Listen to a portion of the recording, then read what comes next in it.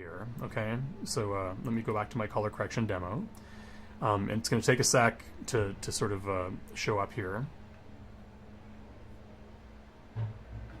Come on, And so stream. people would actually just access the link on YouTube. I see.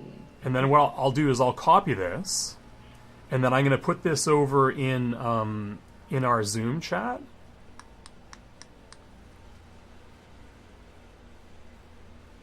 Maybe I'll stop sharing now. And in the Zoom chat, I'm just going to put the link to that stream. And if you go ahead and click on that, you should be seeing my my 4-up. And I can't actually remember, though, if I did my... There are a couple other quirky things you have to do with this, but is that showing up for you? Mm-hmm. And hopefully you can see that the video quality is actually a little bit better. Like YouTube is more optimized for this type of activity. And so if you're my sense is the use case for this would be if you are playing back student work and you really want it to be seen at the highest possible quality. The problem is it's happening like 8 to 10 seconds later, right? So it's not good for like immediate interactions or anything like that. But if you want the highest possible stream of student work, I think this would be the way to do it. And then there's time for a round of applause or whatever, and then you shut that down and go back into Zoom to have the conversation. But I think this is a great way of displaying the work. Marlon, have you done, so when I started playing the live stream on YouTube and was also on the Zoom call, I was getting some weird audio feedback. You can't do both.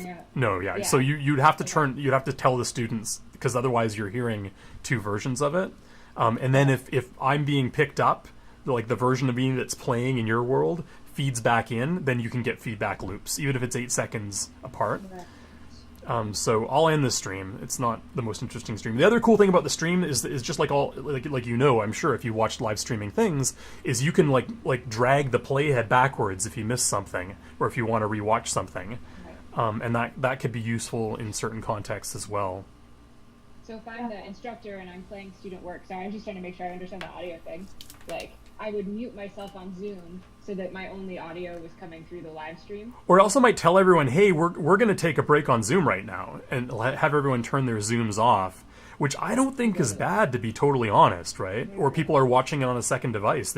You could click that link on your phone and go walk around watching your peers' video and then hop back into Zoom to discuss it. But yeah, you're right. We could mute ourselves in Zoom, or we could just get out of Zoom. But I'm almost imagining these are like somewhat separate use cases, because what I've heard a lot from AFVS, I have to keep reminding myself to say that, faculty over the years, is that like displaying student work is a big part of it. I can think of times where I've just like sat in Rob Moss's class, where in one of these rooms he's screened a series of 5-minute student black and white films, and there's something about the experience of that like there's a sort of like, I don't know, I'm gonna come up with the wrong word for it, a sort of reverential nature of it, where it really needs to feel like a thing. I'm as a student, hey, I'm seeing my work, and it's a thing, and everyone's perfectly quiet as we watch this thing. And I don't know that it ever feels that way to watch it through Zoom once it's been garbled by the Zoom compression, right? Absolutely. I mean, even right now, I've been participating in this, like, separate from Harvard, this film lab, and like we're workshopping everyone's films, and like really we just end up like going to Vimeo and like watching the link, because it's like initially they first tried the like to stream it from someone's desktop on Zoom, and it's just like, what a nightmare. It's like just so many different problems. So this does seem useful, and like,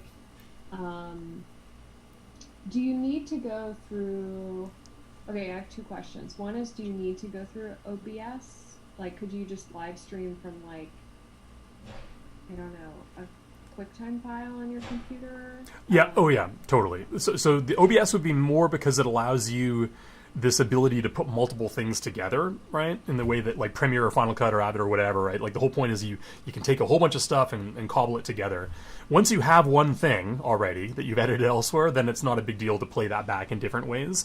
But what's kind of cool about OBS is that it allows you live to manipulate those things in a way that you can't easily do if you just have one video file. So maybe it's better for like a lecture scenario where someone might be like analyzing like what kind of live analyzing a film clip or something, I and th- like or, need to sort of toggle I think so. through Or it. playing back multiple pieces. Like I think that because playing, if you had like a series of 8 different files that you wanted to play back and you want to jump around in them, right? And maybe and even do some side by side comparisons and things like that.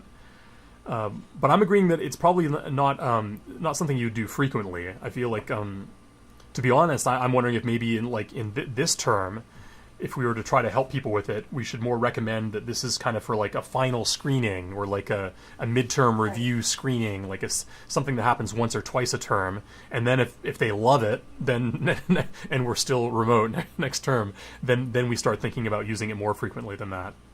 Right, because like yeah, I mean that is sort of one of the issues. Is usually in AFES at the end of the semester, there's an enormous screening with all the films that all the students have made as their final projects, which is usually in the HFA in the Carpenter Center.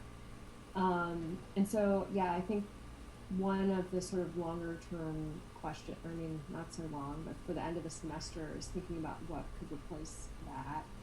Um, and this seems like a good option. I mean, I guess the only other thing would be something totally not some like I don't even know how it works, but I know people have been streaming stuff in event-based ways on Eventbrite. Event is that what it's called? Like more as sort of like a one-time thing. Oh, that Um, I don't know.